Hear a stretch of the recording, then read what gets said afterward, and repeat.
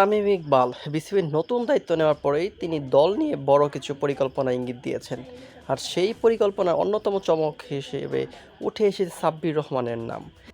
দীর্ঘদিন ধরে জাতীয় দলের বাইরে থাকা এই হার্ড হিটার ব্যাটসম্যানকে নিয়ে আবারও আলো দেখছে সমর্থকরা। তামিম ইকবাল দায়িত্ব নেওয়ার পর গণমাধ্যমের কথা বলতে গিয়ে জানান, সাব্বিরও এখন প্রতিভাবান ক্রিকেটার।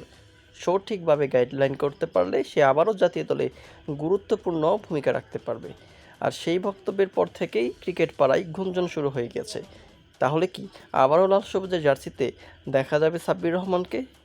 বিশেষ করে আসন্ন নিউজিল্যান্ড ও বাংলাদেশ সিরিজকে সামনে রেখে দলের চিন্তায় তামিম ইকবাল বলেছেন, তিনি ইঙ্গিত দিয়েছেন অভিজ্ঞতা ও আগ্রাসী ব্যাটিং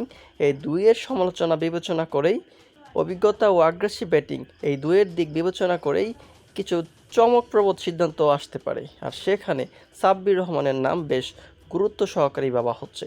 সাব্বির রহমান একসময় বাংলাদেশের মিডল অর্ডারের ভরসার নাম ছিলেন। তার মারকুটে ব্যাটিং অনেক ম্যাচকেই দলকে জয় এনে দিয়েছে। তবে অফ ফর্ম ও কিছু বিতর্কের কারণে তিনি দল থেকে ছিটকে পড়েন। কারণ এরপর ঘরোয়া ক্রিকেট থেকে নিজেকে প্রমাণ করার চেষ্টা চালিয়ে যান তিনি প্রতিনিয়ত। সাম্প্রতিক পারফরম্যান্সে বেশ ইতিবাচক তিনি, যা নির্বাচকদের নজর কেড়েছে। তামিম ইকবাল আরও বলেন, দল গঠন করতে হলে শুধু বর্তমান ফর্ম নয়, খেলোয়াড়দের সামর্থ্য ও ম্যাচ সক্ষমতাও তিনি দেখতে পারেন। সাব্বির সেই ধরনের খেলোয়াড় যে দিনের ভালো খেললেও ম্যাচ ঘুরে দিতে পারে।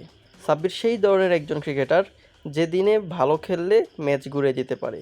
তার এই মন্তব্যে স্পষ্ট যে সাব্বিরকে নতুন করে দলে নেওয়ার বিষয়টি ইতিবাচক মনোভাব রয়েছে টিম ম্যানেজমেন্টের দিকে। এখন দেখার বিষয় নির্বাচকদের শেষ পর্যন্ত কী সিদ্ধান্ত নেয়।